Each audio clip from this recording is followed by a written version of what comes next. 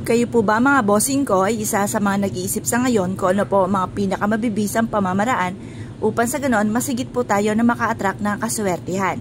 Masasabi ko lamang po mga bossing ko, ito po isang kap lamang para tayo ay maging matagumpay. Ang numero 1 po niyan, lalo-lalo na kung ang nais ninyong swerte ay may kaugnayan sa pera, sipag at tiyaga, double time sa pagkayod. Lalo-lalo na kung marami po kayong mga pangarap sa buhay. Ngayon po mga bossing, lalo nyo pong higpitan ang pagkapit sa mahal na Panginoon. Huwag kayong makakalimot magdasal, yan po ay numero 1 na makakatulong po sa atin. Lagi tayong hihingi ng gabay na malayo tayo sa anumang kapahamakan at mabago ang takbo ng ating pamumuhay. Ngayon po mga bossing, subukan po natin ang ganitong mga pamamaraan upang sa ganoon ay magtuloy-tuloy ang pasok ng swerte. Kung may mga pagsubok ang pinagdadaanan ay kaagad nyo itong malalampasan. Ang gagawin nyo lamang po mga bossing ko, ito po yung ati pong asin at ganoon din po ang ati pong 20 pesos. Gagamitin po natin mga bossing ko ang 20 pesos dahil ito po ay meron pong rose gold sa gilid. Ang ibig sabihin po niyan, mabilis na pagtugon sa mga problema po natin. At ang silver naman ay pantaboy ng kamalasan. At itong ating asin mga bossing ko ay isa sa mga subok na napakaswerte. Gawin niyo po ito mga bossing ko sa liwanag ng sinag ng araw. Kagaya po nitong aking ginagawang ito, gawin niyo po ito ng 6:30 or kaya po ay alas 7. Matatapos hanggang alas 8 po ng umaga mga bossing ko ang paggawa ng ating mga pampaswerte. Proven po ito mga bossing.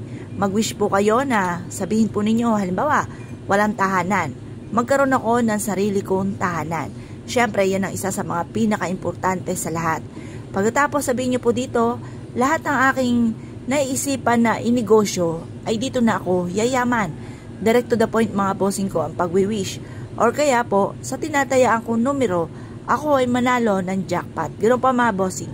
Or kaya po, kung ano man po yung halimbawa, nag-aahinti ka ng lupa, or kaya ng sasakyan, or kaya ng insurance, mga inaahinti ko ay ako'y makadil dito at dito na ako yumaman sa pag-aahente. Yung mga ganun mga bossing, nag-apply ka ng trabaho, or kaya po kung ano man po yung ninanais po ninyo. Pwede rin po ito sa kalusugan. Halimbawa, may problema ka sa kalusugan.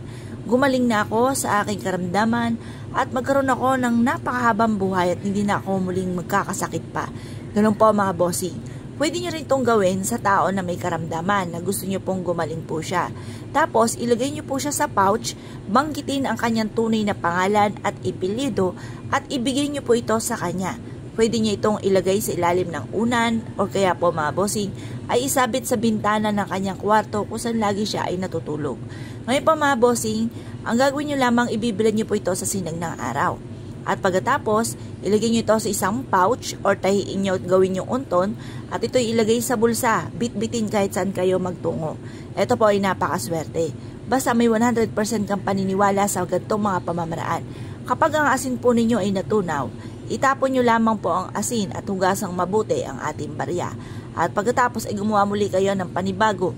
Mainam na meron kayong mga proteksyon kaysa wala kayong ganito mga bossing. Yung ba tipo na tanggap lang ng tanggap ng mga negatibo. Mainam na meron tayong pantaboy ng mga negatibo at panghatak ng swerte. Kung kayo pinaniwala at nais nyo po itong gawin, good luck po sa inyo po lahat.